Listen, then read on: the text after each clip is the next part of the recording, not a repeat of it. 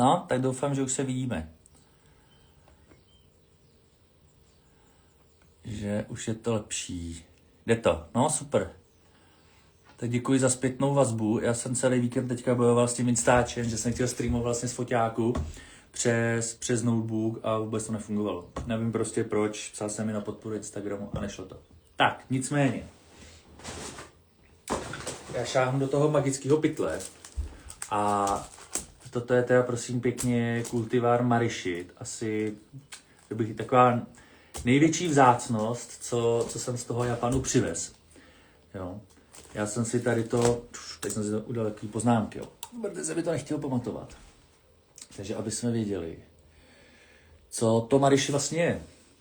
A píše se, že Shizuoka Marishi je extrémně vzácný kultivar japonského zeleného čaje, který pochází ze slavné čajové prefektury Shizuoka a často se označuje jako přízračný čaj kvůli své výjimečné raritě. Původ názvu, blablabla, to si číst nemusíme. A je pravda, že když se ten čaj ptal, tak i ty Japonci v těch prodejnách se strašně divili, že o tom vím. Takže vypadá to takhle. Prodává se to po 25 gramech. Jo, a vím, že jeden čas ten čaj vůbec nebyl, že po smrti toho pěstitele, který vlastně s dcerou ten kultivar objevili, tak to úplně zaniklo. Zůstaly jenom nějaký keře a čekalo se, jestli někdo to obnoví nebo ne. Takže myslím si, že teď nevím, že v roce 23 tady toho čaje sklidili asi 20 gramů. A mně se povedlo přivést, a teď nevím, kolik to bylo, jestli možná 10-15 balení. Já jsem zase, všechny jsem poslal do světa, jenom jedno jsem si nechal. A to je právě jeden z těch kultivarů, který tady v Čechách na té české vodě moc jako nevychází. A nechápu prostě, proč je to takhle rozdílný. Jakože ten čaj bude mít malinko jinou chuť, když použiju vodu prostě v Japonsku, která opravdu je měkká a vodu tady. Tak jako chápu, že to nějaký rozdíl bude, ale ten čaj prostě vychází chuťově úplně jinak. Takže já to tady také rozbalím. A tam ty komentáře. Já to taky viděl, Maku. Kamarádka kdysi z Japonska dovezla gyokuro a to byl fakt vynikající čaj. A já zrovna s tím gyokurem většinou zápasím, že to gyokuro jako není úplně všude.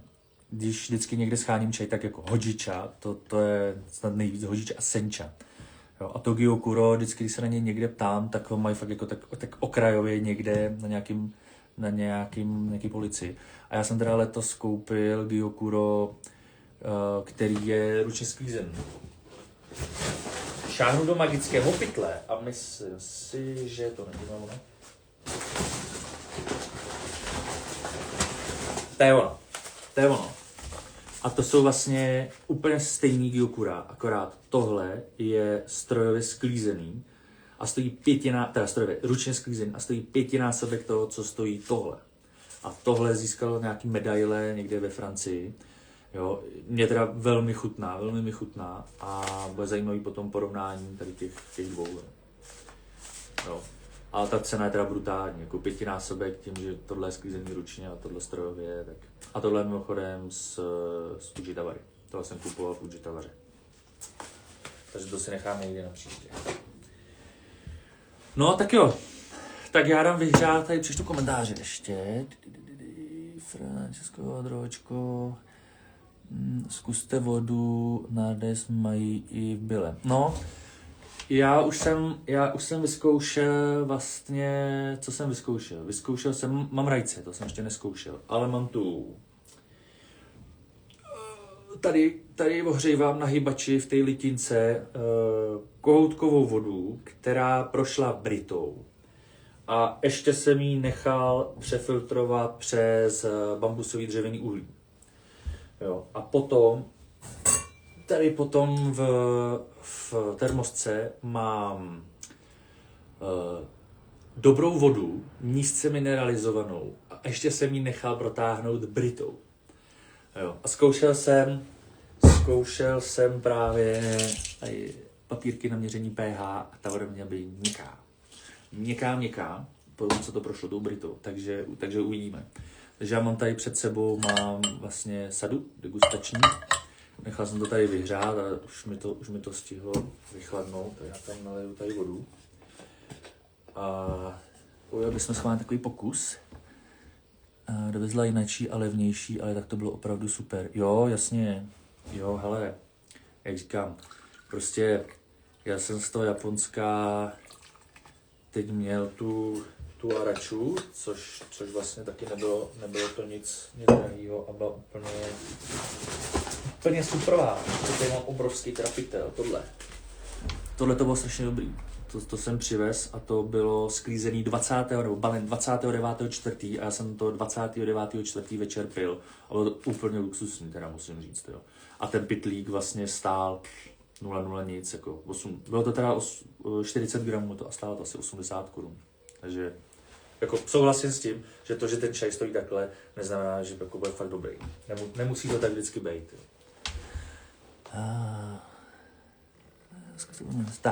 Tak jo. Takže s vědeckou přesností, a tady mám váhu, takže bychom dali 6 gramů čaje. 6 gramů čaje jsme dali.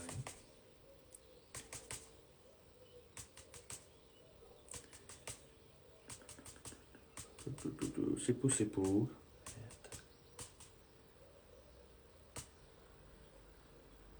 6 drobných. Do jednoho, jo. Ale ten Mariši vypadá to, snad tam vidíte něco, než to vysypu teda. Jo, je to strašně takový jemňoučký čaj. Jo, takže tak to vypadá. Takže prosím pěkně, to je 6 gramů. A tady toto. Vyřátý, asi to bylo víc.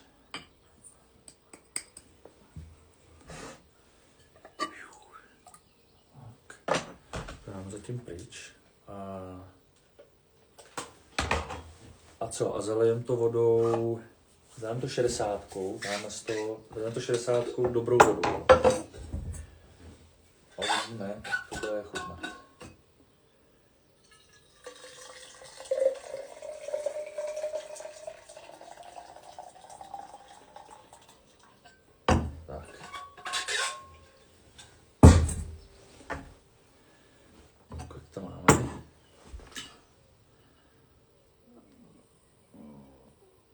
To stoupá, ale tam nějakých 72. No, tak jo. Tak to dám bokem. A ještě bychom teda mohli, já to nezapomněl, tak tady bychom si teda mohli napsat, že jsme to zalili dobrou vodou.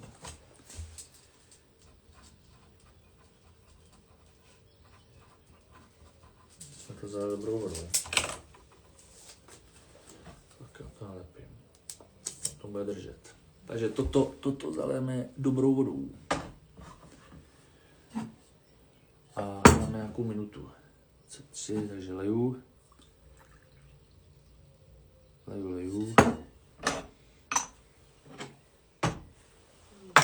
Spojíme tu žičku.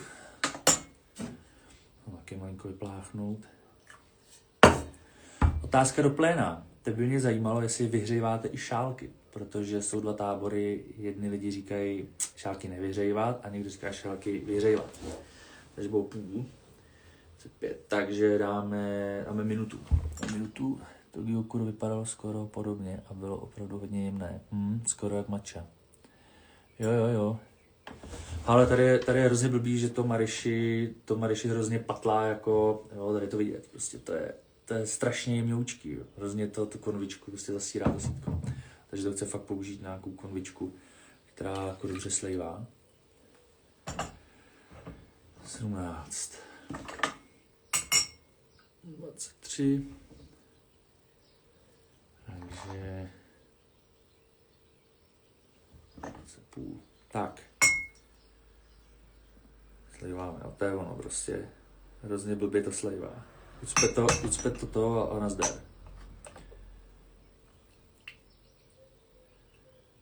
Takže já to musím jako pomoct. Tak.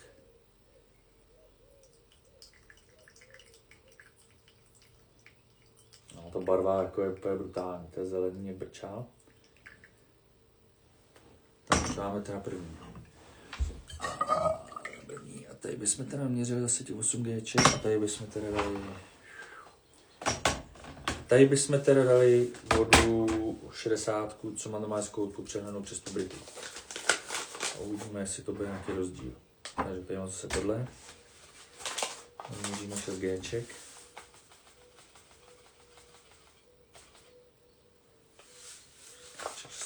To jsem přehnal, 6,5. 7. 6. Jo. No, pytlík je skoro prázdný, že to má 25 gramů, tak z toho moc zůstane. Tak. A kdybychom teda, to vodu vylíme sem. Tady bychom teda...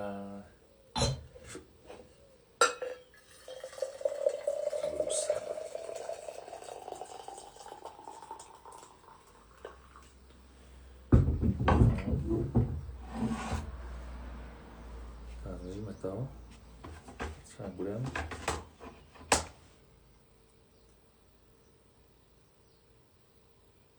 Tady jsme moc, tady jsme nějaký 80, tak budeme se počkat. Tak se nám to ohřálo už moc. Tak. Hele. Jste viděli, jak to vypadá ta barvička, jo? Je to úplně stejný. Úplně stejná barva, jako je ten cold brew. Je to prostě úplně takhle brčálově zelený. Jo, což je správně, tak by to mělo vypadat. Vyhřívám na většinu čajů, kromě gyokura, to mám radši s ledem. Souhlas, já mám taky rád s ledem a paradoxně jsem měl prvně letos. Já jsem se tomu docela vyhýbal, bál jsem se to, neuměl jsem to udělat a docela letos jsem do toho pronik. Jde se nad čínskou nebo japonskou keramiku včera, děkuji.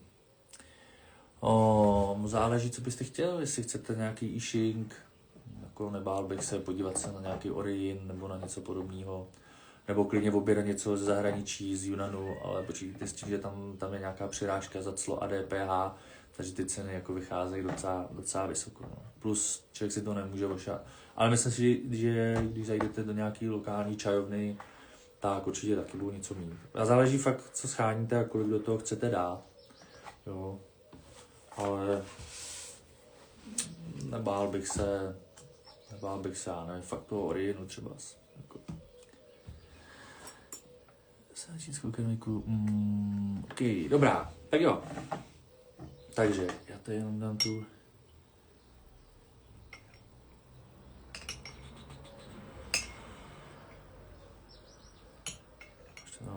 A tohle je teda dobrá voda, 6 gramů čaje a 60 vteřin jsme dali. Mám o malinko díl, protože nám to neslejvalo, jak se to ucpalo, takže je to o malinko díl. Tak uvidíme, no. No oni to teda umami brutálně. Hele, ta čaj normálně vyšel dobře.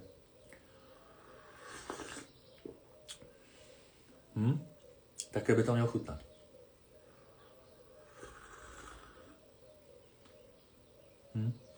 Jako přesně takhle by to mělo chutnat.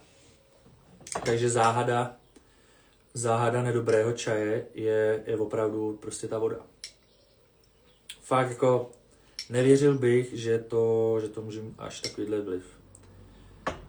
Jo, takže ještě jednou opakuju, tady jsme teda měli dobrou vodu, kterou jsem přehnal přes britu, ohřáli jsme ji na nějakých 70 stupňů, 6 gramů čaje, minuta a slili jsme. A schválně, já jsem si měl vzít ještě jeden šálek, takže jenom vteřinu, já ještě pro jeden šálek. Do toho srovnání.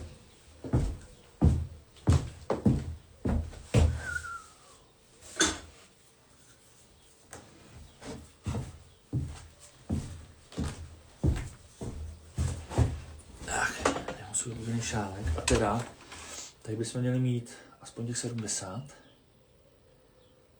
což možná budeme mít. Až to furt stoupá. Ještě to furt stoupá. Ještě chvilku. 75 je tam, takže ještě chvilku musíme držet. Já to zatím teda nadepíšu. Chtěl bych sadu, kde jsou hrníčky bez uší a zbytek nádobí bez uší. Omlouvám se, nevím, jak se to nazývá. Tam už někdo píše nějaký odkazy, jsou hrníčky bez uší, jakože šálky klasický šálky, jako mám já. Normálně zadejte do Google Yixing nebo Nixing, podle toho, na co to chcete za čaje a ono vám něco vypadne. Uvidíte, ale jako podíval bych se opravdu do té čajovny. Jako chce to vyzkoušet. Opravdu nejlepší, když si to prostě vyzkoušíte. Když si vezmete to nádobí, dáte si do toho tu vodu, ošáháte si to, jak vám to sedí, jestli to dobře slejvá, jako na jaký typ čaje to bude, aby to mělo prostě dobrý sítko, aby se nestávalo to, co tady by tohle jako degustační sada, takže tady je to víceméně jedno. Že vám to ucpe to sítko. No. Jako je to taková obsáhlá otázka, na kterou neexistuje jednoznačná odpověď. Abych řekl pravdu. Jo. Takže píšu a to teda voda brýta. Voda z řádu.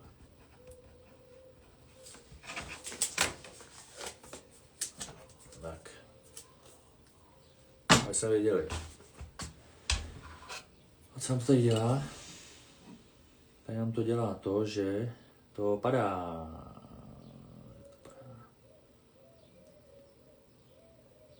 Že to padá, takže bychom to mohli pomalu zkusit. Tak jo. Takže já zase dám maličko k tomu. Dáme sem. Je 40, takže ve 45 to zaleju a pak dáme minutu. Takže zalejvám. Hop. A ve 45 to bude minuta. A jsem na to zvědavý, jak to bude v chuti teda rozdílet. Jak dlouho, a ten člověk to musí sám vychytat. Přesně tak. Člověk to musí sám vychytat. Jak dlouho se věnujete čajování? No, to už je dlouho. To už je 20 let. Možná 20 let, že už to bude. Ono to letí. Ale s nějakýma přestávkama. Člověk přece jenom se tomu nevěnoval jako pořád. Byly nějaký pauzy, nějaký cestování, něco, takže jako, ale dohromady to bude 20 let už. A furt říkám, furt si nemyslím, že bych jako mohl o sobě prohlásit, že mám nějaký výjimečný znalosti. Ten čajový svět je opravdu nekonečný. Tak hele, jdem slejvat. Jdem tady slejvat 42, takže jdeme na to.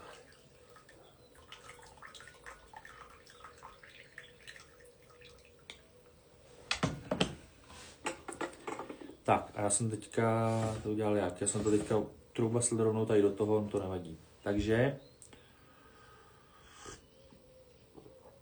tak to teda vůbec nechutná dobře. Tak to teda vůbec nechutná dobře. Jako ta barva je úplně jiná, jako ta barva je totálně mdlá, jo. Tady to drobě možná rozliju, ale to nevadí. Prostě má to úplně jinou barvu a není to vůbec dobrý. Ale vůbec to není dobrý.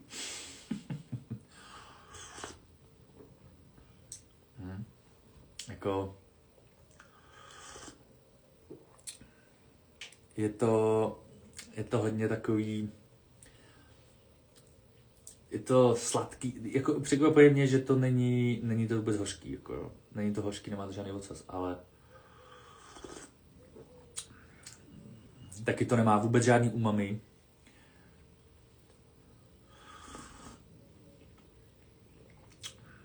No. Hele, ale je to takový sladký, no. Připomíná mi to nějaký ovoce. Ale rozhodně to nechutná, tak by to mělo chutnat. Takže voda z kohoutku jako tomu čaji opravdu nesvědčí. Takže už to chápu, že když někdo jste si kupovali to Mariši ode mě a zkoušeli jste normálně kohoutkovou vodu, jak jsem říkal, tak to vypadá, tak jsem do toho dal moji kohoutkovku a nechal jsem to odpařit, takže takhle to chutná, takhle to vypadá, jo. Prostě špatný. Je to tvrdá voda. Takže chápu, že to nechutná. Jo, takže voda z kohoutku, i když jsem ji přehnal přes tu britu, tak i tak prostě to není dobrý. Jo, jako já můžu schválně mě napadlo, můžeme si říct ještě ten měřák na to pHčko. A Otázka, jestli to bude fungovat jako horkou vodu, jestli to vůbec něco udělá. 2 vteřiny. A teď to 15 vteřin mám držet. No. Jo, jako je to krásně vidět. To tam něco taky uvidíte. Hele. Tak tohle je normálně kohoutkovka, jo. Jo, někde tady bych asi řekl, že to je. Já jsem si znal, že tam teďka nevidím moc, takže někde tady v tom pásmu toho hard je to, no. Jo, takže prosím všichni, kdo jste si koupili kultivár Mariši, anebo to Shizu 7132, opravdu chce si to pohrát s tou vodou. Jako tady jsem teď vyzkoušel, že dobrá voda, která byla prohnaná Britou, tak je úplně v pohodě. A ten čaj s tím chutná fakt úplně normálně. To byl první nálev. Takže to bylo naše malé vědecké okénko ohledně japonských čajů. A jedna z vašich otázek, proč ty kultivary, které nejsou jako klasický pro nás Jabukita, Bulkoch a podobné věci, proč to chutná prostě jinak. Takže tady to teď vidíte, je to prostě kvůli tomu, že fakt to chce si pohrát s tou vodu a ty Japonci mají tu vodu jako extrémně měkkou. Jo, takže to je ten důvod. Já jsem totiž takový malý podezření, už jsem se malinko bál, jestli třeba ty čaje neutrpěly jako drvet po cestě, protože některý jsem ve třeba v tom kabiňáku a nejsem úplně takový, byť člověk už potom vymýšlí různý krávoviny, jo. Ale nebyl jsem si úplně jistý, jestli to nedostalo v drobátku jako na prdel tím. No. Ale očividně ne, ten čaj je furt skvělý, fakt to chce tu vodu. No. Tak tím jsem se pro dnešek vyčerpal.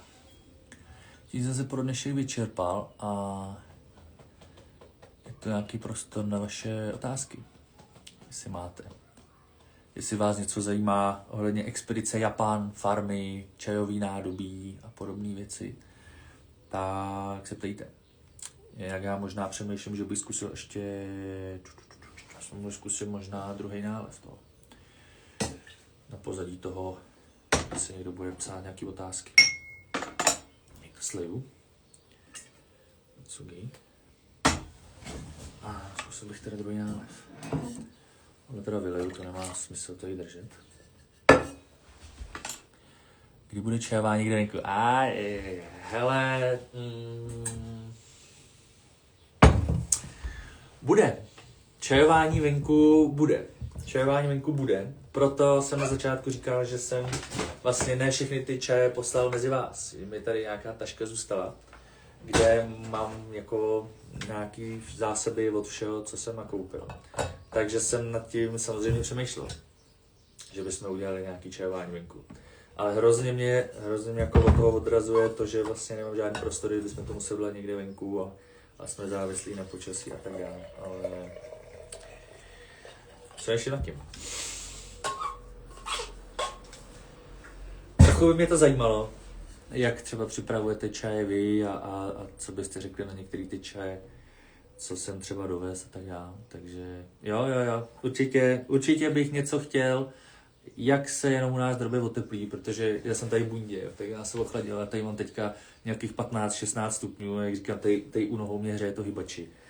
A ze zhora je mi zima, jo, takže asi takový je stav.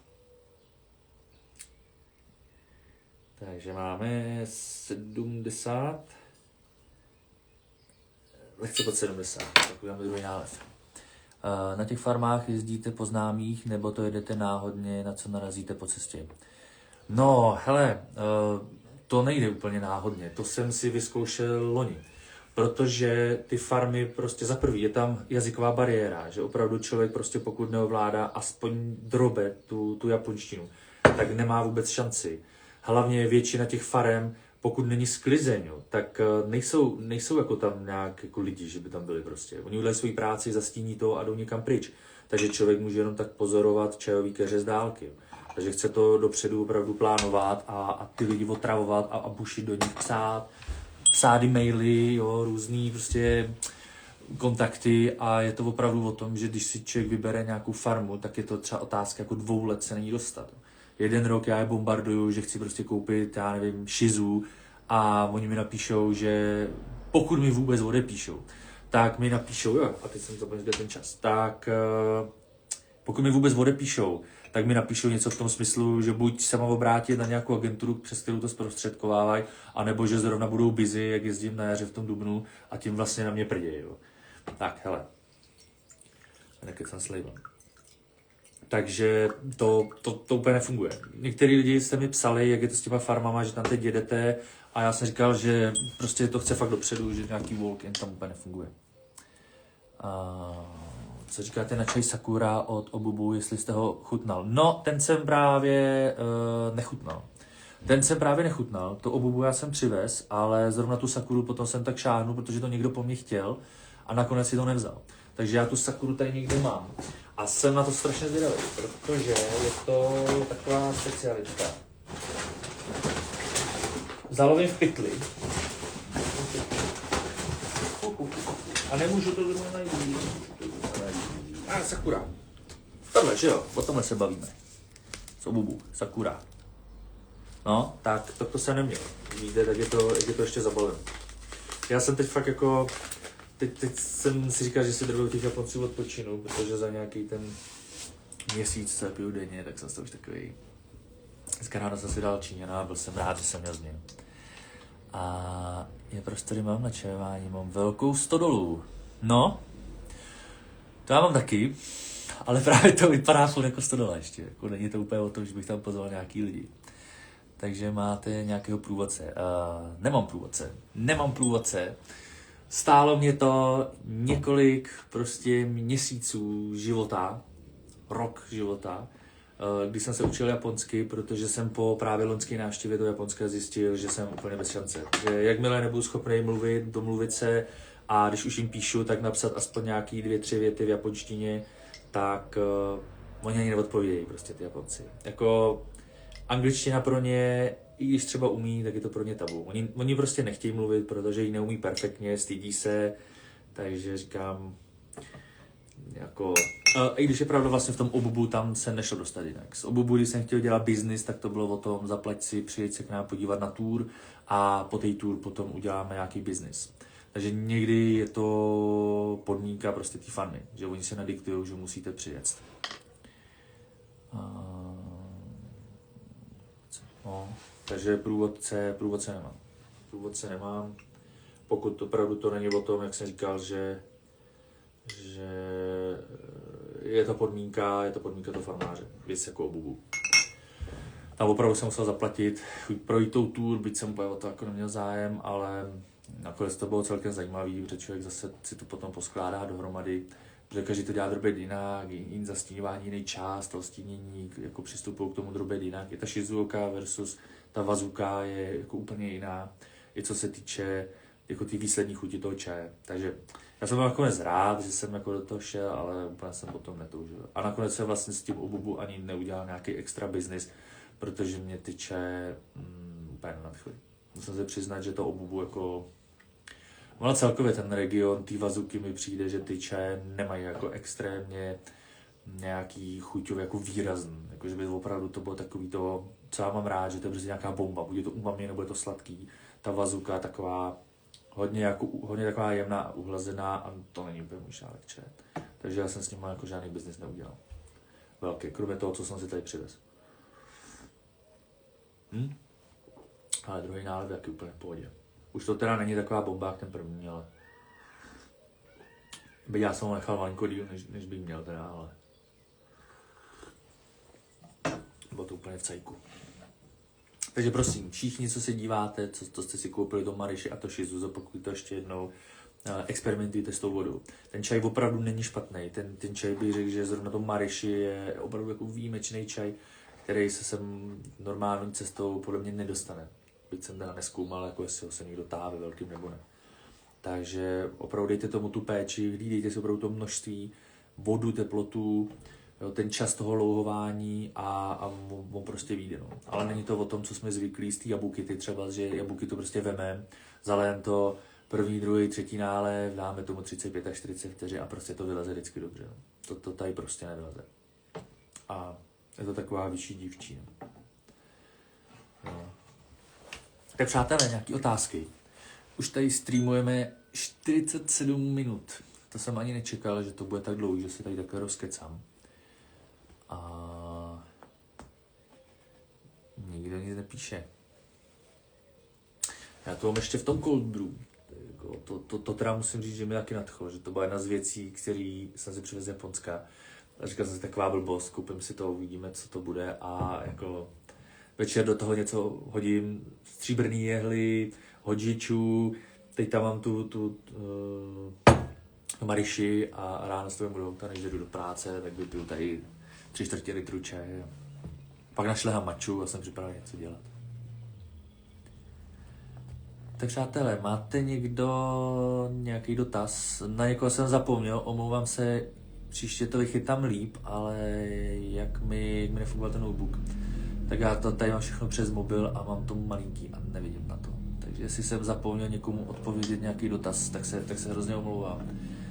Klidně to napište znova.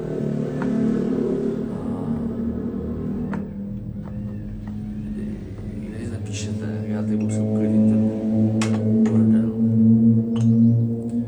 Co mi tady zůstalo? Ty plantáže jsou v jedné oblasti, nebo to je napříč Japonskem? Je to napříč Japonskem. Jsou to, jako u nás v Čechách, prostě v jiné oblasti, které zrovna mají dobré podmínky, hory, vlhkost, klima, teplo, jako prostě pro víno. Takže jsou to vždycky čajové oblasti, Shizuoka, Ujitawara, Wazuka, jo, dole na jihu a jsou to prostě určité oblasti. A právě, že i ty oblasti se třeba liší, jako ta Shizuoka nemá tak strmý, nejsou tak vysoko jako ta Wazuka. V té Wazuce tam se opravdu ty plantáže jako šplhají úplně na úbočí hor. Tam jako, když jsem některý viděl, tak jsem si říkal, jako tady to sklízet je teda fakt peklo. No, ta Shizuoka to je taková de facto rovinka. Jako, většina těch plantáží prostě na nějaký mírný rovince nešplhá se to tam až tak jako jak ta Wazuka. Takže pokud by tam někdo chtěl vyrazit, je třeba opravdu se podívat, a je to i na netu, se podíváte prostě, nebo nějaká AI napsat čajové oblasti Japonsko a ono vám to vypadne. Nehodláte si otevřít čajovnu? A nehodlám. Čajovnu si otevřít nehodlám. Zatím si nehodlám otevřít čajovnu. Nemyslím si, že by to byl směr, kterým bych se chtěl vydat, protože se obávám, že jakmile bych se otevřel čajovnu a udělal bych si z toho rutinu, tak by mě to pití těch čajů přestalo bavit. Mě vyhovuje, když je to takový jako... Když mě to prostě neživí, když je to jako lehce furt nějaký hobby. Takže neříkám ne, nikdy neříkej nikdy, ale není to teď ten směr, jako, kterým bych se chtěl prostě nějak dát. Čím hnojí na farmách v Japonsku nebo Číně? Hele, v Číně nevím, ale Japonci hnojí. Jako, perou tam ty pesticidy, když se podíváte na některý z mých reelsek, tak zrovna je tam krásně vidět, a to byla Wazuka, jak ráno jsme byli prostě na plantáži, přijel farmář, nějakým Daihatsu s korbou, tam kubíková nádrž a prostě stříká, rozprašuje, bum, hotovo. Fertilizéry, všechno. Ale hodně se ty farmy teďka mění a přecházejí na tu organiku. Ale je nutno říct, že ne všechny ty farmy mají jakoby certifikaci, jo. Protože oni jsou třeba bio, protože se jim vyplatí přejít na tu bio, ale nenechají si tu oficiální certifikaci, protože jak mi říkali Japonci, prostě je jim to šumabůřt. A pro ně jako jsou to prachy zase navíc. Takže oni si prostě interně přejdou na nějaký bio, ale na tom pytlíku si to nepřečtete. Takže to je jako jedna zase z výhod, když ten člověk si na ty plantáže dojede a prostě to ví, jak to dělají. Jo, jestli to stříkají nebo to nestříkají. Ale jako já jsem už to taky někomu říkal, že myslím si, že z toho jídla do sebe dostaneme daleko horší věci, než toho čaje. Jako, no, jak mi tvrdili, tak většina stejně z toho se prostě spláchne a na těch listech toho tolik nezůstane. A Čína, hele, nevím, musím se přiznat, že Čínu moc radši neřeším. Čínu, jako.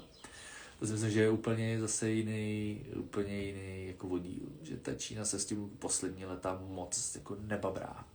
A že ty čaje, prostě co k nám jdou, myslím si, že velký jako dodavatelé sem, nebo velký dovozci sem, že jsou pod drobnohledem potravinářské inspekce, kde tam si určitý počet čajů prostě otestovat, takže si myslím, že něco zachytí. Ale to, co si objednáte sami, takhle někde z toho Junanu, tak myslím si, že to je pěkný koktejl. Jo. To já v Tokoname kránku s konvičkama, je v Tokoname hodně. Jo, jasný, hele, Tokoname, tam je dokonce celá ulice, kde prodávají Tokoname konvičky. Já jim takhle se omlouvám, takhle si jedu drobet, jestli jsem... Jo, to jsem odpověděl. Nebo je to malinké městečko je Uji. Hele, to Tokoname, jako ta historická část jako není úplně velká, ono je to hodně roztahaný, jo. Třeba pokud člověk půjde po tom turistickém centru, po té historické části, tak, to jsem chtěl říct, po té historické části, tak tam je úplně strašně obchodů a jsou různý i cenové kategorie, jo. Já jsem nakupoval teďka Morina se to jmenovalo, tam jsem nakupoval nějaký konvičky, pán byl hrozně ochotnej a tam se dá koupit i cokoliv. I vlastně spousta takových těch věcí, co nám posílají sem, takový ty napůstrojový konvičky, takový různý ty bílý, cihlový, černý, to tam všechno je. Ale pak je i Sobe a to je mimo centrum. A to je docela takový velký krám, kde už člověk sežene opravdu různý autorský konvé, drahý konvé a tam se člověk jako vyřádí. A tam je právě Keramol a tam je nekonečné množství obchodů, který prodávají od talířů až po různý květníky a po všechno možné. Takže to Tokoname opravdu je to jeden krám za druhým. Tam se člověk opravdu vyřádí a nakoupí. Jo, ale je nutno zase říct, že spousta těch autorů, co tam prodávají, mají prostě dílničky, kam se má člověk nedostane. To prostě to přejdete, ani to nevíte a je to opravdu na to mít tam nějaký kontakt. A potom člověk se dostane k zajímavým kouskům, jako třeba jsem kupoval tohle. Jo, tohle to přesně bylo od toho Hokudža, když jsem to ukazoval, že to prostě ta konev je úplně brutálně lehká, hrozně dobře se s ní pracuje. A já jsem měl možnost prostě dostat se k němu do toho ateliéru a nakoupit tam různý ty seta. Když jsem teda neváhal, koupil jsem asi 3 konvičky od něj a pak jsem se bál, že to rozflákám. Takže samozřejmě nejlepší je zase mít nějaký kontakty, který vás dostanou dál, než je ten obchodák. Neovlivní to nějak chuť? Co teď myslíme? Jako ty Tokoname konvičky? Určitě. Jako proto si je vlastně kupujeme. Protože každá ta hlína ovlivní chuť toho čaje, protože to není jenom obyčejná hlína, má to v sobě různý minerály, takže to ovlivňuje chuť čaje, určitě. Čím víc se ta konvička používá, tím víc to ovlivňuje chuť toho čaje a je to vlastně žádoucí. Proto by na každý ten typ toho čaje jsme měli mít jednu konvičku a proto já tamhle koukám do toho regálu, anebo tady za mnou jsou i nějaký konvičky a každou z nich já mám začajovanou pro určitý druh toho čaje a vlastně z toho piju to samý, jo. Na puery mám jednu konvičku, na Japonce mám jednu konvičku a tak podobně. Takže určitě, pokud by to člověk nechtěl řešit, pak doporučuji nějakou porcelánovou konvičku, kde můžeme vlastně pít úplně všechno. Pardon, teď myslím, že mi něco uteklo. Ty čaje, co jste přivezl, tak to je všechno malovýroba, nebo je i někdo z nějakých velkofarem? Já si myslím, že na to Obubu je docela jako velká farma. Tam ty vlastně prodávají i všude po Evropě, takže to je určitě velkovýroba, ale zrovna to Mariši, to prostě je malovýroba, říkám to asi 20 kg se to vyrábí ročně. Jo, tady ta farma, co jsem měl, jo, tak ty Uji ty taky nejsou nějaký, že by vyráběli, tam jsem byl na těch plantážích a ty mají prostě třeba řeknu 40-50 keřů jako čajových a tečka. Jo, no, co jsem to ještě měl?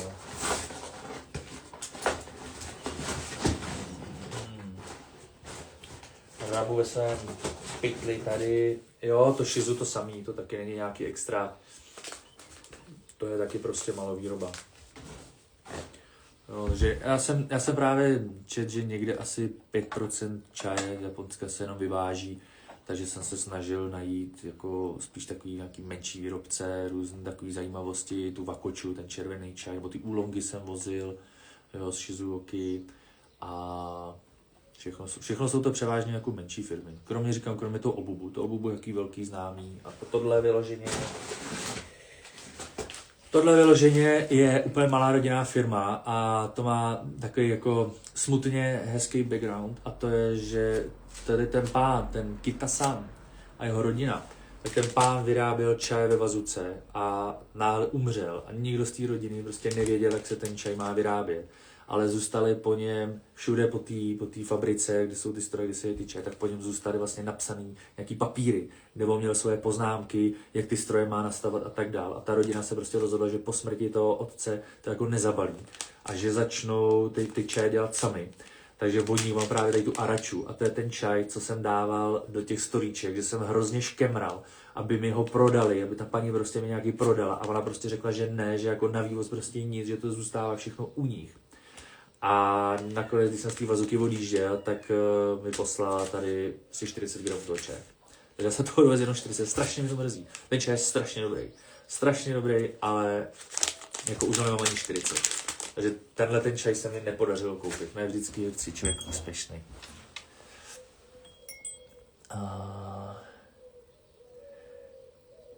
Jak se pozná dobré kyusu? Hele, nejjednodušší, co člověk... Když přijdu jako like do nějakého obchodu a prostě nevyznám se vůbec v nějakých jménech těch autorů, tak nejlepší, co můžeš udělat, je prostě si to kyusu vzít. Podívat se na něj, jakou má prostě tu pokličku, jo. Jaký to je, podívat se na něj, jestli vevnitř to má nějaký pěkný sítko, jestli je kovový, nebo jestli je normálně hliněný. Jako jakmile to má kovový sítko, je to konvička určitě nižší kvality. Jo. A co jsem to chtěl říct? Jo, a pak samozřejmě první, co zkouším, je, že většina seriózních obchodů vám udělá nějaký prostor a dovolí vám si tu konvičku vyzkoušet. To znamená, dají vám prostor někde vodu, nějakou nádobou, člověk si vezme do ruky a prostě zkouší, jak slejvá. A ta konvička musí perfektně slejvat. To, co z toho teče, musí prostě být prostě laminární pomalu proudění, žádný, že to někde prská, něco to dělá.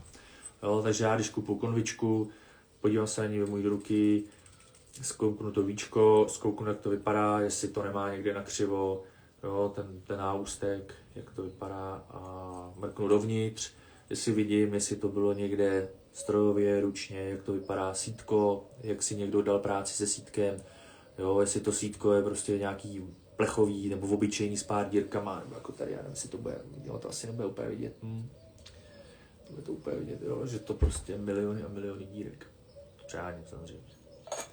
Jo, takže kouknou dovnitř a jak to hlavně slívá, jak se s tím pracuje. Jo, to pro mě je důležitý. Jo, samozřejmě, když to má zvučný jméno, tak jsem hrozně rád, ale zrovna v tom Tokonami se mi stalo, že bylo zvučný jméno nějaká 5. generace člověka, co vyrábí konvičky v Tokonami prostě hrozně dlouho a ta konvička jako neslívala. Prostě ne vždycky se to podaří. Chybělo jí podpis a dole a neslívala. Takže fakt, to, že to má zvučný jméno, neznamená, že to ještě bude dobrý čaj. Ty hnojiva, díky zaplně o konvičkách. Jo, kolik stojí takový pytlíče z malovýroby? No hele, to je složitý. Já jsem chtěl koupit třeba bílej čaj japonský od pána z Uji a tam stálo 20 gramů, teď nevím, to byla 1000, myslím, že 1000, že to bylo něco takového, že už jsem si s ním prostě domlouval, že bych jako něco přivez, ale pak jsem si říkal, nepočkej, to bylo 5 gramů vlastně, to bylo 5 gramů, 5 gramů byla 1000, protože jsem si říkal, že to nemá vůbec smysl, že 5 gramů je nic. To ochutnám jednou a nic. Takže, ale záleží, každý si to cení jinak, jako někde ti vyjde 25 gramů na 500, někdy ti vyjde 50 gramů na 500 a fakt to záleží jakoby farma od farmy. A to se bavíme o ceně tam, jo. To se nebavím o tom, že když to koupíš tady, tak ti k tomu Evropská unie dá clo, DPH, marže obchodníka a už to někam stoupá. Jo. No, přátelé, zavalili jste mě otázkama. Samozřejmě jsem hrozně rád, že vám na ně můžu odpovědět a chrlím to tady ze sebe, snad se jako chápem, jo. Kdyby někdo chtěl nějaký doplnění, tak samozřejmě může. Jo. Protože já toho mám vždycky v hlavě jako strašně a dělá mi problém se vymáčknout, no. Přátelé, já si tady dám ještě ten studeňák, protože mi vyschlo v ústech a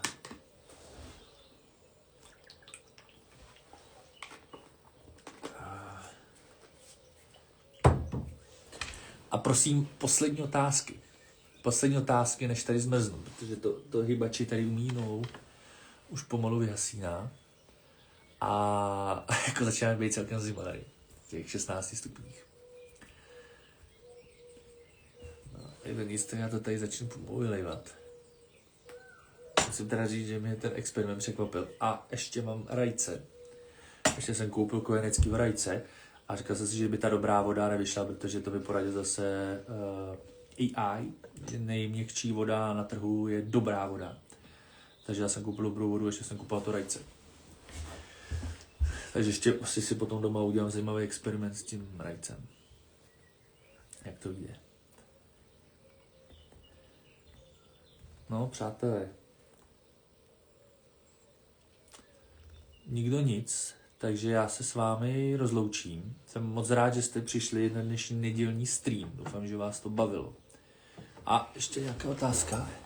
Mají v Japonsku nějaký svůj specifický způsob přípravy čaje, nebo je to zhruba stejně, jak se to dělá u nás? No, hele, my jsme japonštější než Japonci.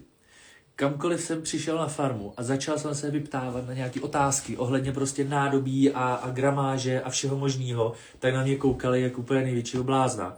Protože ta moje představa byla, že přijdu do Japonska a prostě to bude čajový obřad, přijdu všude čajovny, jo, prostě konvičky jako tady, jo, a vůbec tak není. Tam vemou obyčejnou porcelánku s nějakým plechovým sítkem, jo, vemou prostě nějaký čaj, co tam mají, když jako člověk se ochutná nějaký sample, zalejou to vodou plus minus autobus, vylejou to a ten čaj vždycky chutná dobře. Prostě vždycky, ty lidi to mají prostě najetý, jo. Ale nějaká extra čajová kultura tam jako není, jo. A tohle bohužel i jako případ té Číny, když jsem nedávno se právě bavil s jednou holkou jako Číňankou, která říká, že se zeptala, jako, co pijete za čaj? A ona, bubble tea. Ta čajová kultura prostě celkově jako upadá. To pijou to starší lidi a ty mladí, ty si dají nějaký bubble tea nebo coffee, takže oni se s tím moc nepárají, jo. Takže to, že my tady sbíráme nějaký konvičky a řešíme tady nějaký tvary něčeho a množství čaje a takový, u nich je to prostě plus minus autobus a ten čaj jim jako fakt vždycky vyjde prostě luxusní. Ne? A musím ale říct, že opravdu si myslím, že to je tu vodu, protože oni mají neskutečně měkkou vodu. A kamkoliv jsem přišel a chtěl jsem vždycky nějaký jako sample, že bychom něco otestovali, tak jako vždycky to prostě bylo dobrý. Takže říkám, my jsme japonštější než Japonci. A kde jste, myslím, že ochutnat Gyokuro od M. Sakamota. Co dává Gyokuro císař? Nejsem si jistý, myslím si, že ne. Podíval se na to Gyokuro, co jsem dotáhnul. To rozhodne ten Kin-un. Jako už jsem něco o tom zaslechl, že taky Gyokuro existuje, ale myslím si, že ne. Já ty oblasti, co jako jezdím, tak zrovna nejsou úplně prostě jako Gyokuro, no. To je převážně, říkám, sencha a to Gyokuro, to, že jsem sehnal tohle, to dostalo nějakou zlatou medaili v Paříži, tak to je výjimka a víte, jak jsem to ještě ani nenačal. Já jsem docela, jako po době jsem se od toho Gyokura odklonil. No, prostě v tom Japanu to není úplně na každém rohu a spíš člověk teďka vybírá z té senči. Takže myslím si, že jsem ho neměl. Musel bych se podívat na internet, na nějaký obal, jak to vypadá, ale takhle na první dobrou si myslím, že ne. To jsem ho neměl. Jaký jsou vaše nejoblíbenější čaje, nebo oblast, nebo kultivary? Čína nebo Japonsko? To je otázka. Pokud to je Japonsko, tak já miluju Shizuoku. Miluju teda Shizuoku jako tou rozmanitostí těch čajů, ale asi bych řekl, že lepší čaje má Uji a Uji Tawara. Protože tam jsem přesně koupil letos toto. Ale to jsem tady povídal, jak tu firmu zlikvidovala Matcha, že končí s produkcí čaje ve prospěch prostě matchy. A tohle byla bomba. Jako ten přístup těch majitelů byl úplně skvělej. A ten čaj je naprostá bomba umami. Jo. Oni stínějí vlastně asi 20 dnů, že to je jako na hranici vlastně jako senči a toho Gyokura. má to bohatý umami a je to strašně dobrý a hrozně mě mrzí, že ta farma vlastně končí, že přechází na tu maču. Jo, protože to je rodinná firma, kde už to několik generací dělá. Takže já přemýšlím různě, jak bych je podpořil, ale jako nemůžu koupit 100 kilo senči, aby se mi vyplatilo nekončit se senčou. Jo. Takže určitě za mě ta Uji Tawara má, myslím, se nabídnout víc než ta Shizuoka. No. Takže máme na to. A z těch Číňanů, no, to je zajímavý. Já jsem spíš jako puerovej typ, takže nějaký Yunnan.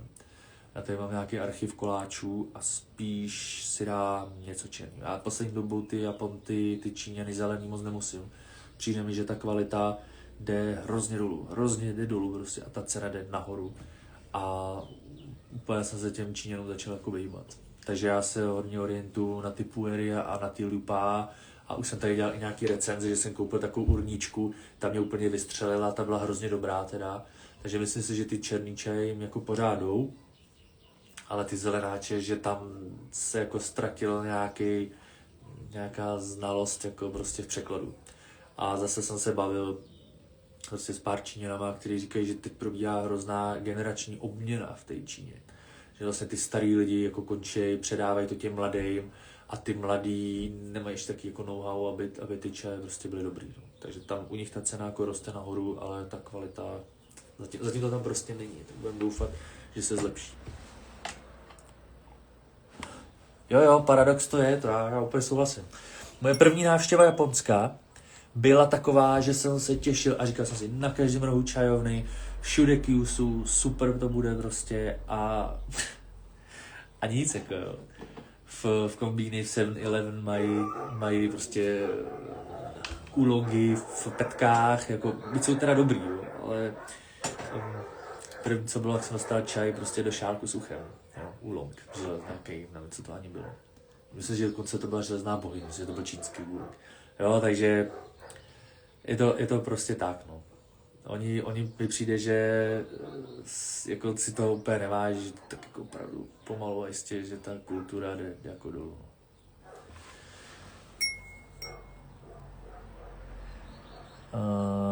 A co černé čaje ze Srí Lanky? Nevěnuju se tomu, jako přiznám se, že se tomu nevěnuju. Prostě ten záběr je tak široký, že různý ty Darjeelingy, Nepály, ta Srí Lanka, nevěnuju se tomu vůbec. Neměl bych na to jakoby prostor. No. Já opravdu tak podle sezóny, když je takový ten podzim, zima, jaro, tak se snažím věnovat těm Číňanům.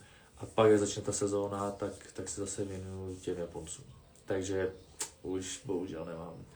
Jako, dostal jsem teďka nějakou nabídku do Laosu, myslím, že to bylo. Thajsko nebo Laos, na nějaký čajový plantáže. Ale nevím, no, jako ten Laos, já jsem Laos kdysi navštívil a nemyslím si, že by to byla nějaká oblast, kam bych se chtěl vrátit. A ty čaje, nevím. Říkám, nemám na to prostě kapacitu. Život je moc krátký.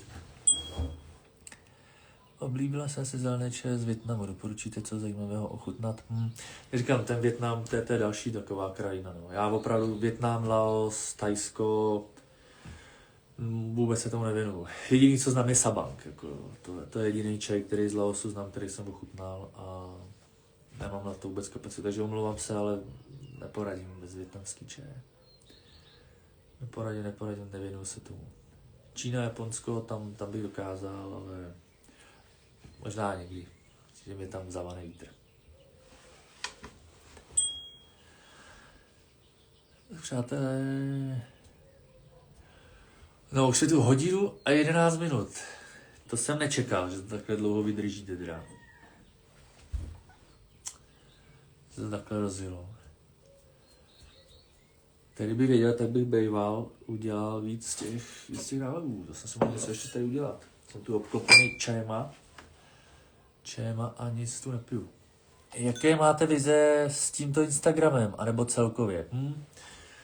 U mě se to trošku mění, jako já jsem začal jako takový vlastní diář, kdy jsem něco postoval a chtěl jsem si to uchovat jako vzpomínku a začalo to vlastně loni v Japonsku.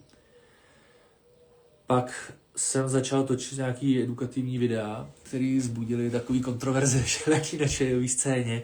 u lidí, kteří to jako úplně nepochopili, že to jako je takový na pomezí, jako že tam je špetka nějaký znalosti, jako špetka něčeho, nad čím by člověk měl dál jakoby přemýšlet. A teď docela bych to viděl na něco takového osobnějšího. No. Mně se líbí, že ty lidi, jako tady kolem mě teď vznikla však komunita jako lidí, který docela ty čaje jako baví, který chtějí ty čaje pít a mě by docela jako bavilo se s nimi třeba potkat a mít tu možnost jakoby něco předat já jim a oni předat něco mně. Aby jsme si vzájemně předali nějaké znalosti, protože si myslím, že je to fakt jak pucle, že člověk se něco někde dozví. Takže teď mám takovou vizi, že bych to posunul do nějaký roviny, nějaký prostě workshopů. Že bychom se někde sešli, vyzkoušeli si jako tady různý vlivy té vody, různý vlivy třeba nádobí, jakože nový Tokoname, jo, který tady mám versus, prostě mám Tokoname, který mám 20 let a 20 let z něho piju prostě zelený čaj a vždycky mě překvapí, že když do toho dám nějaký čaj, o kterém prohlašuju, že není dobrý, tak z toho prostě vyjde úplně hrozně dobrý. Takže takovýhle nuance vše možný prostě testovat, to mě hrozně baví. Nebo lidi, kteří různě pijou prostě gong fu stylem, jakoby to, co jsem říkal na začátku, jako vyhříváte šálky, někdo jo, někdo ne, proč jo, proč ne. Takže vzájemně jakoby si předávat nějaký znalosti, možná na nějaký takový jakoby vyšší úrovni, než je úplně to basic, jako tohle senča a tohle hodžiča. Takže tam teď malinko směruju. Úplně nějaká čajovna nebo nějaký retail, že bych prodával čaje, to si nemyslím, že byla úplně cesta, kterou bych si chtěl vydat. Ale říkám, nikdy neříkej nikdy. V poslední době zaujala Gaba. Jasně, samozřejmě. Hele, Gabu miluju.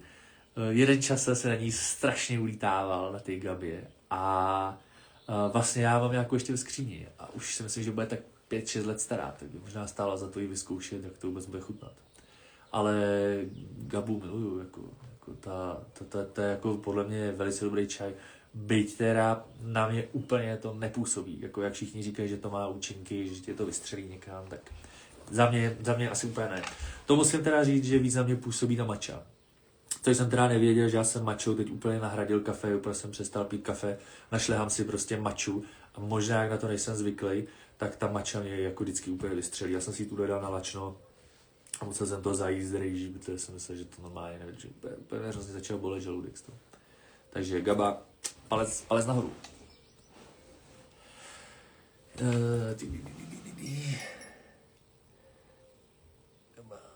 Děkujeme za povídání, moc přínosné. Já taky děkuji, musím říct, že mě to baví. A já právě rád předávám ty znalosti. Já jakoby rád se o tom čaj bavím, takže pro mě fakt si myslím, že by byla cesta v tomhle. A doufám, že jsou lidi, kteří by taky měli co říct, že bychom si mohli vzájemně hezky popovídat. Bylo tam víc živý vysílání. No, uvažuji nad tím, že bychom udělali nějaký živý vysílání. Když teď mám nějaký materiál tady, co jsem právě přivez, nějaký takový ty různé srovnávací věci, takže přemýšlím, že bychom něco udělali. A od toho by se odvíjelo i právě ty osobní setkání, že když už ten živák dělám, tak bych u ní nemusel být sám. Já si myslím, že kdyby s nás bylo víc, tak by to zase byla větší zábava. Když tady hodinu koukat na mě, jak se odklání nad mobil, nějaké přednášky online nebo i živé určitě zvažte. A já bych chtěl si ty živý. Já ten onlineový svět, jako já tady s tím strašně bojuju. Já chápu, že to je jako super možnost, jak jakoby se spojit třeba s lidma z druhého konce světa, vy ty Japonci, a nebo i tady po republice, ale já nejsem úplně jako prostě instagramový člověk a strašně s tím bojuju. A nejde mi úplně točit ty videa, tak aby to mělo nějaký dosahy. A myslím si, že ta osobní jakoby to osobní potkávání je spíš ta cesta, než ten online. Já mám rád tu zpětnou vazbu. Mně se líbí, když ty lidi jako fakt do toho zasáhnou a řeknou třeba, hele, děláš to blbě a máš to dělat takhle, protože. A to online jako složitý. Je to taky jednosměrný, no. Takže pomalu se jako přepínám do toho stavu, že bychom to fakt udělali někde osobně, ale zase narážím na to, že nejsou ty prostory a jestli vůbec by jako to místo, které bych třeba vybral, bylo vhodné pro víc lidí. Jinak s tím prostorem, kdybyste chtěl klidně, by se dalo něco myslet. Kapacitu máme 60 lidí, no ježišmarja, tak tolik lidí. Tady nás, hele, 11, takže to si myslím, že já si myslím, že nám by stačil jako Sokolák, teda upřímně, teď mám v hlavě něco jako Sokolák prostě. Kdyby byl hezký počasí, tak se zašíš někde na Sokolák. Jako, samozřejmě děkuji za nabídku, já to zvážím, ale nechci být jako kanál na vrabce. Jo, takže uvidíme. Nechávám to opravdu otevřeno. Jo, 60 lidí, to je pro mě představitelné. Že by se sešlo 60 lidí se zájmem o čaj, to úplně nevidím.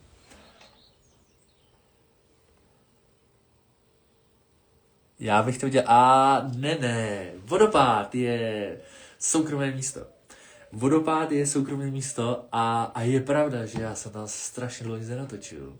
Že teď vůbec nebyl čas dostat se k vodopádu. Ale ne. Vodopád, to bude jenom moje místo. Mi se mi páčila keramika, že si nakoupil a prezentoval. Dalo by se něco aj koupit? Hele, nedalo. Jako online by se nedalo. To, co já mám zrovna tady, tak a vlastně můžeme se podívat. Já bych mohl možná i přinést to místo a mohli bychom možná přinést i to seto, to Gyokuro seto. Hele, tak vteřinu, jo. Tak běžím a přinesu to seto.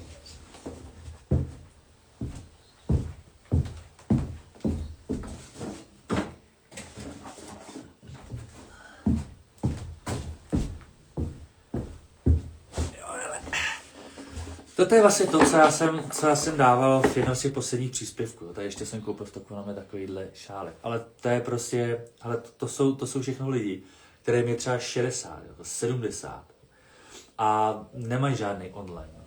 Říkám, to chce fakt vyrazit do toho Tokoname a procházet ty krámy a prostě se ptát, jo. Líbí se mi to, chci to koupit. Jako online žádná možnost není. Jo. To je prosím to, co jsem koupil, ten kam odložím. A jako tohle mi přijde, že je úplně strašně jako hezká práce. To jsem právě si koupil a přemýšlím, jestli to vůbec mám používat, nebo jestli si to mám nechat jako nějaký zvláštní příležitosti. Takhle vychytaný to mají. Má to teda i slejváček a vědec, jo. A tak to má 2 šálky. Jako dokonalý. Za mě prostě dokonalý. Jako už když jsem kolem toho chodil v dílně toho panouku, že jak jsem potom slintal. Ale vracím se zase zpátky k tomu, že nejlepší kusy prostě přijít a přes ty kontakty. No. Přijdu, vidím a buď pán prodá nebo neprodá. No. A nebo to Isobe, ale já teď vlastně nevím, jestli to Isobe náhodou taky nemá nějaký e-shop. Zkusil bych se podívat. Isobe s někým i Tokoname. Tam by možná něco mohlo být. No. Ale jak říkám, já co jsem viděl jako různě ty online konvičky, jsou to takový ty obyčejný, bílá, cihlová, černá, s Tokoname, všemožný, jako to, co je všude. No. Takovýhle věci fakt prostě osobně, o tohle. No, jako. A já se samozřejmě ničeho nezbavuju, já jenom dokupuju. Že jo. A nakolik to vyšlo? A teď se bavíme o čem? O tomhle? A nebo o tom setu? Jo, no někde u vody. Jo, jako u vody, jak to vychází ten Sokolák, no. Tam by to mohlo být zajímavý. Jo, to seto. Hele, to seto vyšlo na...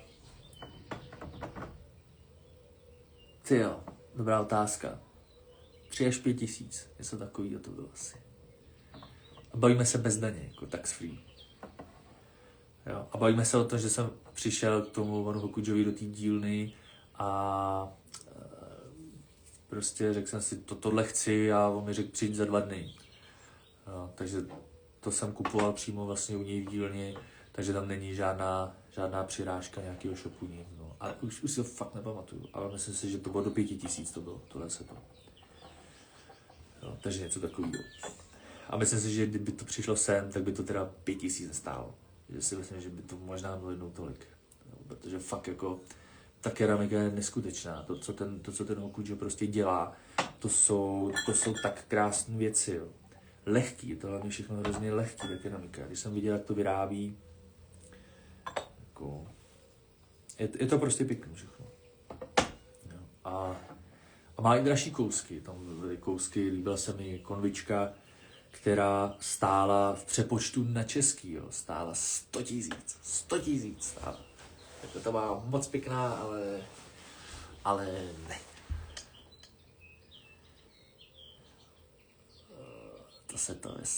To jsme dořešili, to se to.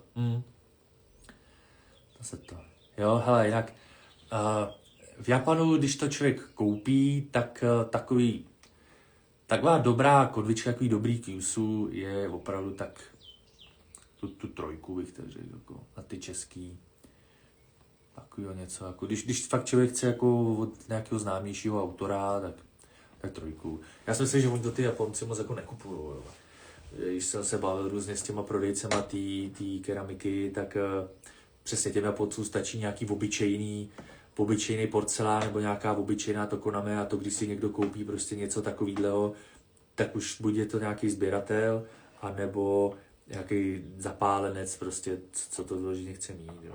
No, takže to, co běžně jsem viděl, tu produkci, tak to bylo třeba pod 1000, jako takový fakt úplně obyčejný dokonalé konve. Fakt něco lepšího, tak ty 3000. Což mi nepřijde z rozdíl. A ako se pije z keramiky a skla pozerají moji 3D. Já se to musím doma, já to nevím už. Ako se napití z keramiky a za skla pozerají a čeho bonci. Já jsem si úplně v pohodě. Já mám některé skleněné věci, mám některé porcelánové věci, ta Arita třeba asi porcelán, že jo, a jako já jsem s tím úplně v pohodě. Jako, jak by říkali Japonci, čaj je svoboda a za mě, jako, pokud to někdo chce pít, nevím, z něčeho, co tady mám zrovna, tak za mě úplně v pohodě. Myslím si, že čaj by se měl člověk hlavně užít, že by mu měl chutnat. A jestli to piju jako z konve za 5 litrů, anebo jestli to piju z tohohle, za mě úplně v pohodě. Hlavně, že to tomu člověku chutná. Takže myslím si, že jako úplně cejku. Dokonce Japonci i dělají skleněné věci. Já mám od nich dokonce skleněný šálek a skleněný slejvák. A je to tlustostěný japonský sklo. Takže i ty Japonci na to koukají úplně v pohodě. Nebál bych se vůbec toho.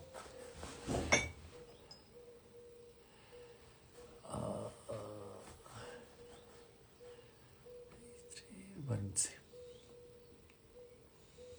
No. Přátelé, tak snad jsem zodpověděl všechny vaše otázky. A když už jsem to teda vyndal, jo, tady to, když už jsem to vyndal, tak bychom do toho mohli zkusit tady prdnout do vody. Stojí bači. Tak to bude slejovat. Prostě já jsem to nadšený, mi se to hrozně líbí, ta keramika od něj. Já neříkám, že ten Hokujo je nějaký extra, jako, on je známý jako, v tom Japonsku, on je opravdu známý, je uznávaný, ale nepatří to k nějakým konvím, jako, který by v prodejnách měli za vitrínou, jako tam některý konve mají. Jo. Ale ta jeho keramika si myslím, že je jako na tu cenu prostě vysoce funkční a krásná. Takže můj fanoušek to je. A jestli bych nějakou keramiku dovážel do Čech, tak by to bylo tohle. Přesně tohle, to mě přesně baví. A váš názor na pytlíkové čaje? No, pozor. Názor na pytlíkové čaje je, že jsou úplně v pohodě, protože tohle je japonský čaj a je to 3x5 gramů, takže je pytlíkový. Takže i ty Japonci, a já jsem ho minulý rok jsem ho taky přivez. Ty Japonci, to je to samé, tady ten červený, ta vakoča, to je taky pytlíkáč. Takže nejde o pytlí, ale co je v něm. Dokonce, já nějaký pytlík mám. To já se hrabu. A nemůžu se dohrabat, jo. Jo, už to mám, hele, bacha. Tahle, prosím pěkně, je pytlíkáč z Japonska. Tohle jsem měl na pokoji hotovou. Jo, takže takový pán návod. Máte to protřepat. Doufám, to něco vidíte. Takže i ty Japonci byl pytlíkáč.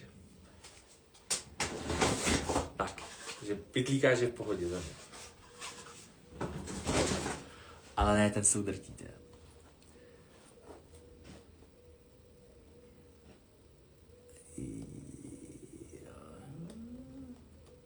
Tak přátelé, teď to mám vyschnout.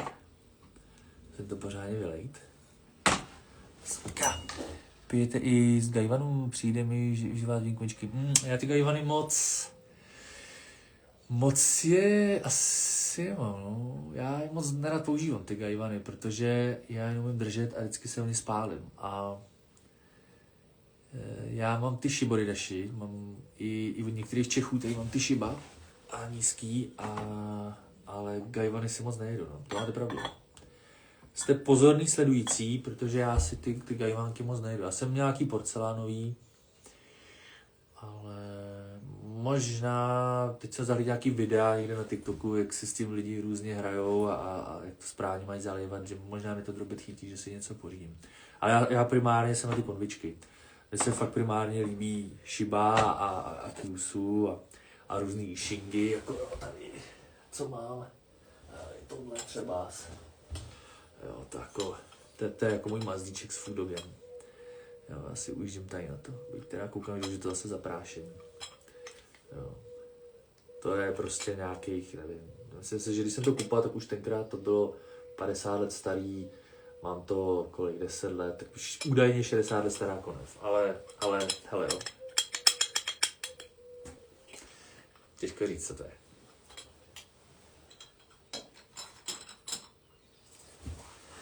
Musím se s gajvanem napřed naučit.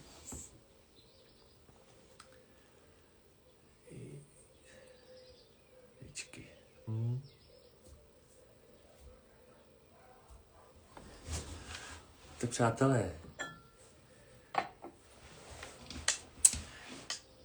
jestli nebudou žádný otázky, už je tam. Víte, kolik vlastíte? Nevím. Nevím, přiznám se, že nevím. Nedávno jsem to tady dával do nějakého storíčka a vůbec nevím. Nějaký desítky to budou, no. Desítky. Tak tamhle se koukám na té police, tam moc nevidím, ale tak jako něco tady za mnou. No, desítky to budou. 20, 30, možný, něco takového. Já jsem před nějakým časem něco zredukoval, poslal jsem to do světa. Vůbec jsem si naivně myslel, že už nebudu pít čaje, takže když jsem se jakoby stěhoval, tak jsem něco poslal do světa. Tak jsem si to drobec snížil, ale myslím si, že už jsem to zase dokoupil. Jo, protože konviček není nikdy dost, že jo.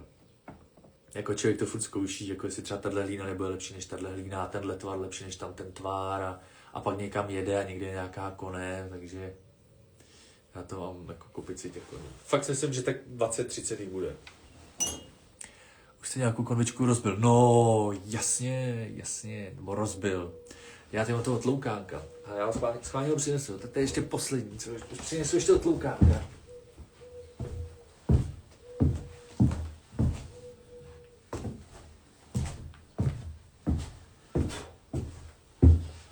Hele, tohle je úplně první konev. Jo, jako ta už toho vydržela. A ta je právě, ta už jako to ucho má takový všelijaký. Jo, to je to různě čiplý, snad to bude vidět. Jo, a jako ten vnitřek, se to snažím nastavit, aby bylo něco vidět v tom světle. Tohle je prosím pěkně moje 20 let stará konev. Tu mám 20 let, to je úplně moje první konvička, kterou jsem si koupil. Takže ta už jako je náležitě obouchaná, jo, různě poslepovaná. Takže tohle je asi nejhorší. A jedno vlastně šibo. Jedno shiboridashi. Tam mi upadlo na skálu víčko, takže to se rozbilo. Jinak, já jsem zaklepat, že ne, že se mi jako daří. Znáte i nějaké prémiové hodiči. Nebo genmaichi, já je moc rád, ale z rýží dobrý čaj asi škoda míchat, nebo ne. No není a já jsem dokonce v Číně, v Japonsku viděl, šel jsem normálně do čajovny na jeden workshop a pili jsme. A teď nevím, jestli byl Gyoku nebo Sencha, to bych fakt kecal, ale prostě udělali jsme 2 nálevy a on mi přines v šálku praženou rejži a na ten poslední nálev jsme máme ten čaj smíchali s tou rejží, zalili jsme to, jsme si genmaichu. A přitom to byla nějaká, já jsem si to byla sencha teda, že to byla nějaká jako prémiová sencha. Takže to byla zajímavost a jako nebál bych se toho. Ale zase ty genmaichi mi přijde, že tam, kam jezdím, moc jako nejsou vidění. Že fakt ta sencha, prostě hrozně ta sencha tomu vládne a ta hodžiča, malinko hodžiča teda, a ta sencha všude. A je vlastně pravda, že kdekoliv já jsem byl, tak ty farmáři mi vlastně vůbec nenabízeli ani žádnou genmaichu. Vím, že v Ujitavaře je pan Takada, ten má krám u silnice, když se jede jako směrem, asi je to od Navazuku, a ten právě má genmaichu. A ten má dobrou genmaichu. Jo. A má i zmrzlinu, mačovou teda. Tak to je asi jediný krám, kde jsem jako narazil. A ten prodává i různý takový zvrhlosti jako gyokuro, který se zalivá 100 stupňovou vodou a podobné věci. Takže tak. Takže nebál bych se, pokud bych měl praženou rejži, tak si to normálně smíchat se senčou, protože přesně tak jsme to tam pili. Genmaichi měl souhlas. Genmaichi je super. Jestli jsem chodil nějaké čaj, jo, a právě to byla spoustu čajů v té vazuce. Tam to bylo, jako, já musím říct, že jsem v Japonsku nenašel čaj, který bych si řekl jako ble. Jako, že by fakt třeba jsem měl pocit, že je jako špatný ve smyslu, že někdo ho třeba špatně zpracoval nebo něco. Jako nepovedlo se mi to. Ale hrozně je rozdíl jako v chuťových profilech těch čajů. Že fakt ta vazuka zrovna, jsem říkal, že ty čaje jako nejsou chuťově jako úplně zajímavý. Že některé ty čaje jsou opravdu jako slabý. Ten profil chuťový je takový, jako je to taky sladký, nemá to moc umami, jo, vydrží to třeba jako 1, max 2 ty nálevy a pak se to úplně jako odpaří chuťově někam jinam. Takže vyloženě jako čaj, že bych si řekl fuj, na ten jsem nenarazil, ale jako spousta jako jich nezajímavých čajů, to tam jako je. Jako, ale zase, co třeba je nezajímavý, jako pro mě, může pro to Japonce být zajímavý. No. Jak říkám, ty naše 2 světy, každý hledáme prostě v těch čajích něco jiného. A říkám, ta vazuka zrovna, ta oblast, tam bylo strašně takových čajů, které jsou chuťově hrozně jemný. A to obubu zrovna, co jsem tady měl. Zase tady šáhnu tomu pytle. Když máme to obubu. A to mám tenču od nich asi zrovna. A zrovna, to je ten případ tý tenči, zrovna tam to obubu takový čaj dělá. Jo, který jsou chuťové opravdu takový slaboučký. A když je člověk zase chce drobet jim jako dopřát, že tam nechá ty přelovu nebo něco, tak vlezou prostě hořký. Takže oni to opravdu takhle dělají. A někdo to tak má rád, já prostě moc zase ne. No. Máte z toho záznam z workshopu? Nemám. Možná mám něco na Rainberry, na Braille, ale já taky věci, když potom jako s těmi Japoncema jsem, tak se snažím moc tím foťákem jako nevyrušovat. No. Takže bohužel nemám žádný záznam. Maku není. Ale to nevadí. Nemám. Strach ze zemětřesení nemám. Já jsem letos letěl přes Abu Dhabi vlastně a někteří lidi mě odrazovali, ale já si furt myslím, že je větší pravděpodobnost, že mě tady přejede nějaký blázen na přechodu, než že bych byl součástí nějaký katastrofy. A zrovna to zemětřesení v tom Japonsku si myslím, že oni mají fakt jako dobře zmáklý. Na mobil přijde upozornění, jako že se blíží zemětřesení, všude jsou sirény a stačí následovat ty Japonce a jako jestli bych se někde nebál nějaký takovýhle události, tak je to Japonsko. Protože si myslím, že všude jinde by mě ušlapali, ale to Japonsko prostě to by bylo tak organizované, že si myslím, jestli bych někde chtěl zažít nějakou katastrofu, tak by to bylo v Japonsku. Jako. Ale to se těžko přenáší, takovéhle věci, to fakt si do toho Japonska vycestovat, aby to člověk viděl.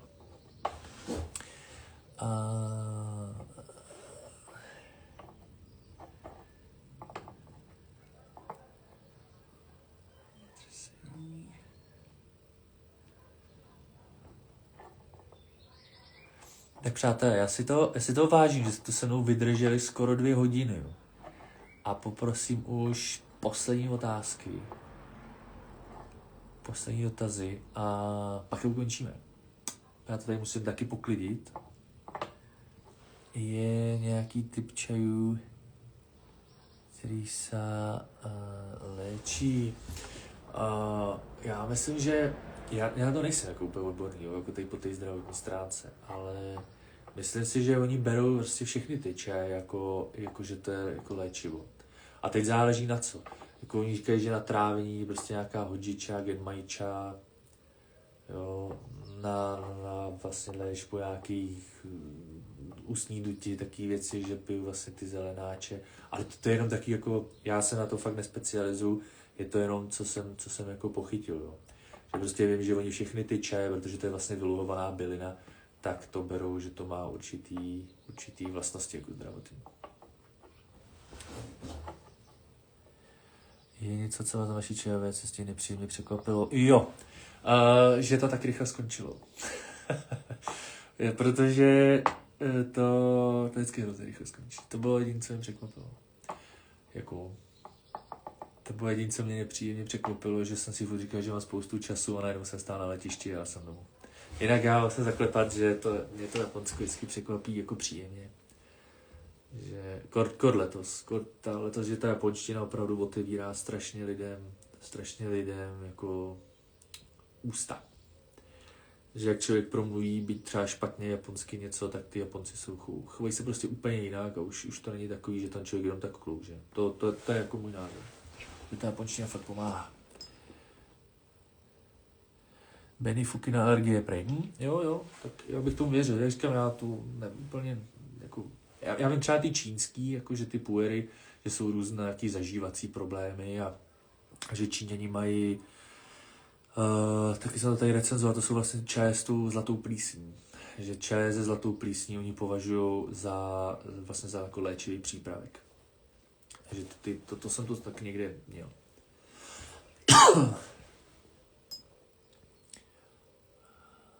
Děkujem, nemám alergiu, ale děkujem. Kukem. No.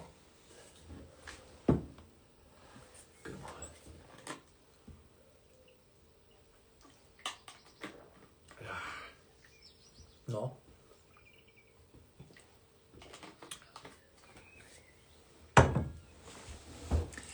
Dovezl jste si nějaký nečajový zajímavý suvenýr? Jo, to jsem si dovezl.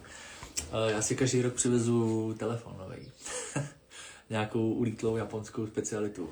Loni jsem si přivez Keitai tlačítkáč, ale to jsem si přivez Unihertz tlačítkáč. A Nintendo, a sluchátka a oblečení a vlastně spoustu věcí. Takže já tam docela nakupuji, už tam jedu. Takové věci, které se tu úplně nedají sehnat.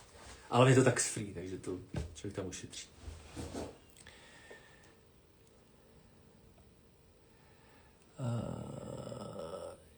Jaký je mezi Shupuer a Heicha?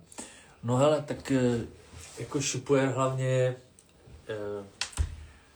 Shupuer je hlavně takový ten, jak to říct, jakoby nepravý puer, jo? Takový, který oni ho vlastně udělají ve vodu i v těch velkých halách, kde oni vlastně provlhčujou a uměle ho fermentujou a pak ho různě lisujou a urychlují vlastně ten proces toho zrání, aby on připomínal ty Shenkpuery.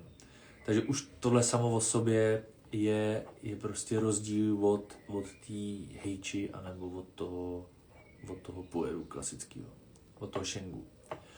Jo, kdy věřím, že ten Shenk prostě ho nechávají zrát do Heichu někde, kde to prostě stárne, když to člověk nechá doma v nějakých podmínkách, nějaký vlhkosti, tak to mění svoje vlastnosti. Prostě chuťově se to různě zakulacuje, dozrává a ten šupuer to nikdy prostě už nedozraje. Jako to lehce ztratí taky ten ocas, co to dostane při tom zpracování v té fabrice, ale ten čaj nemá nějaký jako potenciál, jako zrání.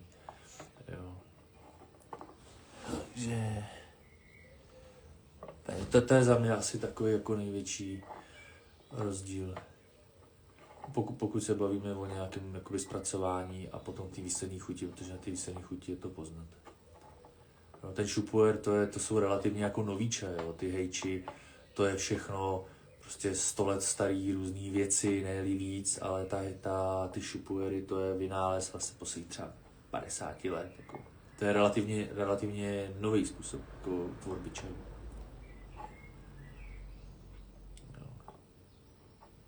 Tak třeba tady. Poslední otázky. 8:45. Já než to tady uklidím zase. Hele, to bude něco. On tady strašně čajovýho bordelu kolem sebe. A kolik je potřeba mít našetřeno peněz, pokud chce člověk podniknout podobnou čajovou cestu? Tak to záleží, no. Jako já mám za sebou 2 cesty, kdy jedna, to byla zrovna ta letošní, kdy ta stála asi tak jednou tolik, co stála ta loňská. A to bylo daný tím, že já jsem letos opravdu hodně nakupoval. Ale dá se to zvládnout, jako 2 týdny se dají zvládnout prostě do 50 000, pokud člověk vynechá stravování v nějakých restauracích a prostě výdá konbíny, jo, moc necestuje, nějaký Shinkanzeny a je to hodně relativní. No to Japonsko není drahý, pokud jste jako na místě, ale drahý je transport, drahá je ta letenka. Ta letenka je tak těch 20, 30, záleží na těch přestupech a tak dál. No a pak jako, když člověk letí sám, tak nějaká APA hotel, nějaká 1000 na noc třeba bývá. Jako. Ještě netrvá na nějakým ryokanu.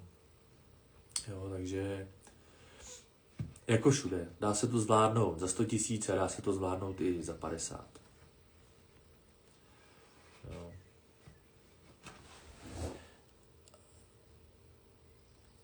Co dělá čaj s bílými čaji? Co dělá čaj s bílými? No tak, to bych mohl vyprávět. Protože bílý čaj jako koláče, ty teda jako já mám hodně rád. A ten čas s nima dělá opravdu divy.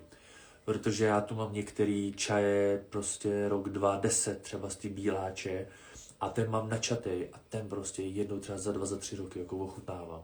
A ten čaj se neskutečně mění. Jako to, co předtím byly květinový tóny a takový jako fakt světlý nálev, tak teď se to strašně mění, je to úplně medový, plná chuť, fakt je to polívka. A kdo nearchivuje nebo ještě neochutnal žádný bílák, tak teda fakt doporučuju, protože ta archivace těch bílých čajů je podle mě taková, jako moc to lidí jako neví, moc lidí to nedělá, moc lidí se o to nezajímá, takže mi přijde ta cena těch koláčů je drobě jinde než u těch puerů a přitom ty čaje jsou neskutečně dobrý. Já teda fakt mám rád a doporučuju to.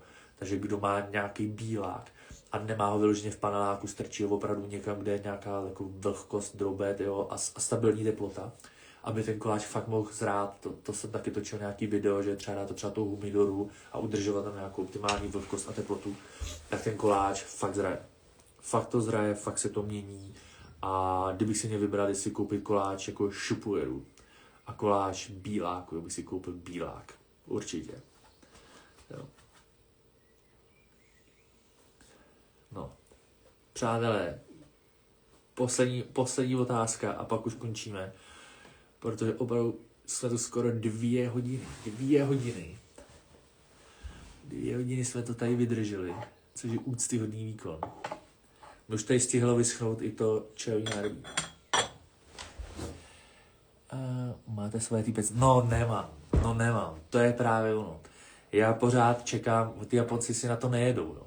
Takže já pořád čekám na nějakou dobrou příležitost. Tady někde za mnou kouká takováhle jako rávobluda, jo. To je jako jediný a to je nějaký tému. Ale nemám týpec. Nemám. Čekám, až mi nějaký přijde do cesty a pak si ho koupím, ale hrozně bych ho chtěl. Jo, koukám na různý takový ty třínový žáby a vše možný, ale čekám na nějaký taky. Asi ke mně prostě nějaký najde cestu, takže týpec nemám. Přátelé, končíme. Já fakt všem děkuju za ty otázky, bylo to super. Já jsem si to užil, doufám, že vy jste taky načerpali nějaké znalosti, že jsme si tady ukázali, že dobrá voda, tam je napsaný, že dobrá voda dělá divy. Že opravdu ta vliv té vody na tu chuť toho čaje je opravdu znatelný, hlavně u tady těch exotických kultivarů japonských. Takže všem děkuju, moc děkuju, užijte si zbytek dnešního večera a možná se uvidíme příští neděli, a nebo se uvidíme někde osobně, což by mi udělal ještě větší radost. Takže všichni se mějte a čajonara, někdy příště. Tak čau.